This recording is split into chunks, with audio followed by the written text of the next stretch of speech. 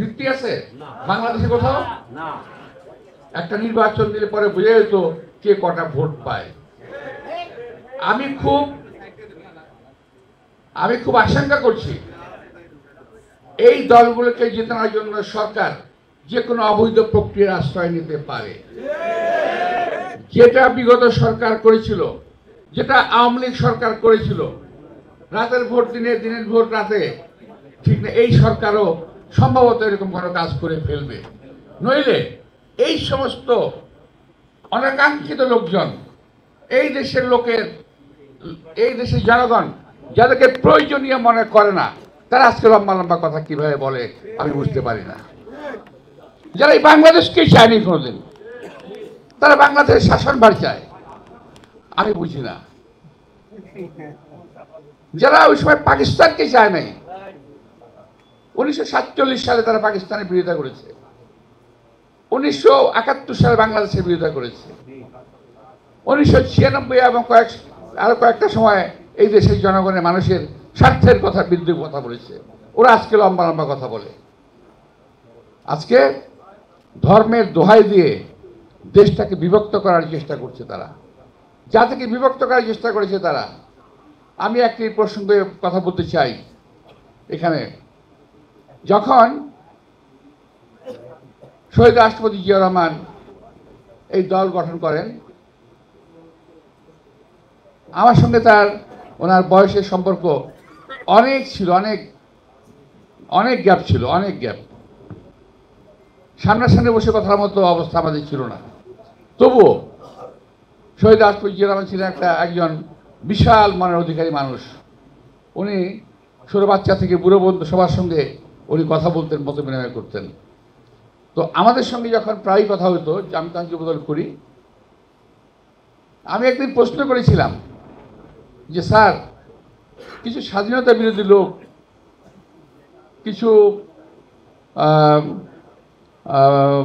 মুক্তিযোদ্ধা বিরোধী লোক, এদেরকে দল নিচ্ছেন, এটা কি ঠিক হচ্ছে? এটা কি দেশের জন্য ভালো হবে? তখন তিনি বললেন গম্ভীর গলায় যে তোমরা তো বুঝতে পারবে না, আমি তো একজন মুক্তিযোদ্ধা, আমি তো রণাঙ্গনে লড়াই করেছি, এই দেশকে স্বাধীন করেছি, আমি মেনে নিচ্ছি, তোমরা মেনে নিতে পারো না কেন? আমি মেনে নিচ্ছি এই কারণে, একটা কথা মনে রাখবে, জাতিকে বিভক্ত করে কখনো দেশের মঙ্গল করা যাবে না।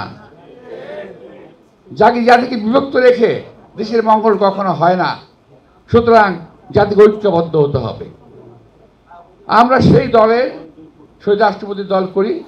আমরা জাতিকে বিভক্ত হতে দিতে চাই না, আমরা জাতিকে বিভক্ত করতে পারি না। তবে একটা শ্রেণী আছে যারা জাতিকে বিভক্ত করে ফায়দা লুটতে চায়, যারা জাতিকে বিভক্ত করে এই দেশকে যারা সর্বনাশ করে দিয়ে গেছে, সে আওয়ামী ফ্যাসিস্ট বাহিনীকে আবার পুনর্বাসিত করতে চায় বাংলাদেশের মাটিতে। এটা হতে দেবে না। আপনারা খেয়াল করে দেখবেন তারা সাথে এত লাভ হচ্ছে কেন? তারা লাভ হচ্ছে এই কারণে, তারা বুঝে নিছে যে আওয়ামী লীগের ভোটগুলো আমরাই তো পাবো, এরকম একটা ধারণা তার হয়ে গেছে। না, এটা সঠিক নয়। সকল আওয়ামী লীগের টাকা অন্য কাউকে ভোট দেবে না, তারা দেশপ্রেমিক দলকেই ভোট দেবে, আমি বিশ্বাস করি। তো প্রিয় ভাইয়েরা, আজকের কালকে আমাদের একটা সভা হয়েছে, সভায় প্রার্থী ঘোষণা দেওয়া হয়েছে। আমার খুব ভালো লাগছে। আমাদের অত্যন্ত, আমার এই বয়সে কিংবা আরও কম বয়সে আমি প্রথম পার্লামেন্ট নির্বাচন করি 1991 সালে। তখন আমার বয়স সম্ভবত 40-এর মতো ছিল। হ্যাঁ, তো এখানে আমাদের সন্তান তুল্য আমার স্নেহধন্য দুজনই আছেন, রবিন এবং ইশরাক। তারা মনোনয়ন পেয়েছেন। আমরা আশা করছি আমাদের ঢাকা মহানগরীর সাবেক সাধারণ সম্পাদক, আমরা তার মনোনয়নটা আশা করি যে আমরা তার মনোনয়নটা পাবো, ঢাকা শহরে ওনাকে পাবো অবশ্যই। তো আমাকে মনোনয়ন দেওয়া হয়েছে।